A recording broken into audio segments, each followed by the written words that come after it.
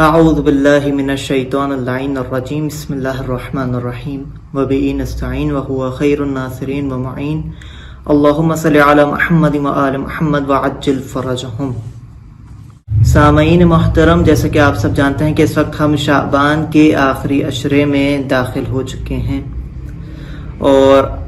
شعبان ایک بہت ہی فضیلت والا مہینہ ہے۔ کیوں؟ کیونکہ اس کو خود رسول خدا نے اپنے آپ سے منسوب کیا ہے،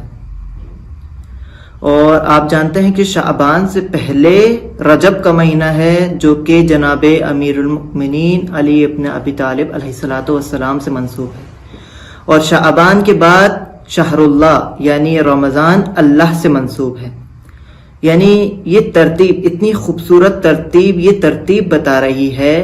کہ اگر ہمیں خدا تک رسائی چاہیے، خدا تک پہنچنا ہے، تو پہلے ہمیں در جناب امیر المؤمنین پہ آنا پڑے گا، اس کو عبور کرنے کے بعد در جناب رسول خدا کے پاس آنا پڑے گا، یعنی شعبان کے مہینے میں۔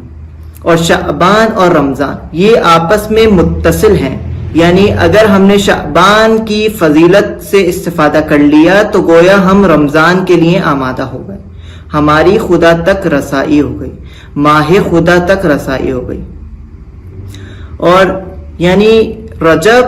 شعبان یہ دونوں وسیلے ہیں خدا تک رسائی کے، شعبان بھی وسیلہ ہے اور رجب بھی وسیلہ ہے، تاکہ ہم رمضان کے لیے آمادہ ہو جائیں۔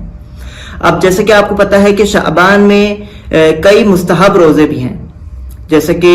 میں نے آج کا عنوان بھی اسی حوالے سے لیا ہے کہ شعبان کے جو آخری ایام کے 3 روزے ہیں ان کی فضیلت کیا ہے۔ جانتے ہیں کہ شعبان میں بے انتہا مستحب روزوں کی تاکید کی گئی ہے، جیسے کہ اکثر مورد میں لوگ 15 شعبان کا روزہ رکھتے ہیں، 3 شعبان کا روزہ رکھتے ہیں، پہلی شعبان کا، دوسری شعبان کا، چوتھی شعبان کا، 10 شعبان کا، یعنی شعبان ایک پورا کلی طور پہ فضیلت والا مہینہ ہے۔ اگر ہم اس کی فضیلت سے پہلے روزوں کے فوائد کی طرف جائیں تو روزوں کے بے انتہا فوائد ہیں، جسمانی فوائد بھی ہیں اور روحانی فوائد بھی ہیں۔ اسی جدید سائنسی دنیا میں یہ تحقیق سے سامنے آیا ہے کہ جو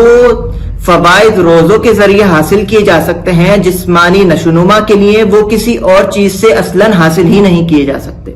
جس طریقے سے روزوں کے جسمانی فوائد ہیں، اسی طریقے سے روزوں کے روحانی و معنوی فوائد بھی ہیں، جو کہ روزہ اپنے اندر سموئے ہوئے ہیں۔ جیسے کہ آپ عزیزان جانتے ہیں کہ اسلام نے مسلمانوں کے لیے سال میں ایک پورا مہینہ روزوں کو فرض کیا ہے، جو کہ واجب روزے ہیں، لیکن فقط وہ 30 روزے ہی نہیں، اس کے علاوہ بھی اسلام نے انسان کی صحت کو مد نظر رکھتے ہوئے کئی ایسے روزوں کو مستحب قرار دیا ہے جو کہ انسان کی نشوونما کے لیے بہت مفید ہیں۔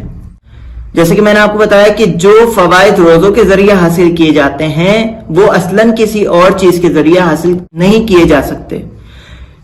اسی چیز کو مد نظر رکھتے ہوئے اسلام نے کئی مورد میں، جیسے میں نے آپ کو بتایا شعبان میں 15 شعبان کے روزے ہیں، اس کے علاوہ جو ہے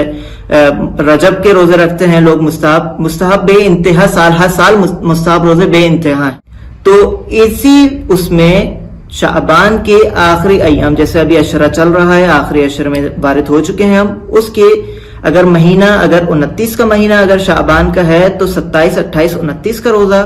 اور اگر مہینہ 30 کا ہے تو 28، 29، 30 کا روزہ۔ اس کی بے انتہا تاکید کی گئی ہے اور بے انتہا فوائد ہیں۔ جیسے کہ رسول خدا کی ہمیں ایک حدیث ملتی ہے جس میں رسول خدا نے فرمایا کہ شعبان و شہری و رمضان و شہر اللہ فمن صام شہری کنت لہ شفیعا یوم القیامت،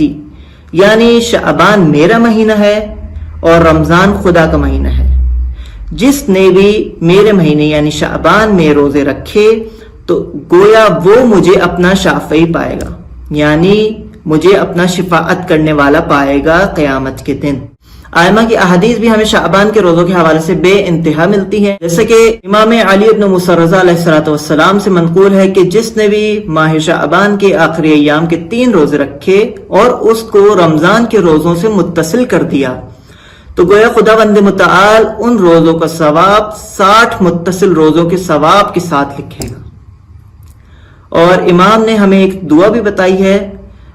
جو کہ اس طریقے سے ہے کہ امام نے کہا کہ اگر شعبان کے ان روزوں سے فیضیاب ہو جائیں تو آخر میں دعا اس طریقے سے کریں کہ اے رب تعالی، اگر تو نے ہمیں گزشتہ ایام میں نہیں بخشا ہے ہمارے گناہوں سے، تو آنے والے ایام با فضیلت ایام ہیں، اور شعبان آخری مراحل میں ہے۔ پروردگار عالم سے ہم یہی دعا کریں گے کہ پروردگار عالم نے ہمیں اگر گزشتہ ایام میں نہیں بخشا ہے تو آنے والے بافضیلت ایام میں ہمیں ہمارے گناہوں سے بخشش عطا فرمائے۔ خداوند متعال سے یہی دعا کرتے ہیں کہ پروردگار عالم ہمیں معصومین کے راستے پر چلنے کی توفیق عنایت فرمائے۔ السلام علیکم ورحمۃ اللہ وبرکاتہ۔ اللهم صل على محمد وآله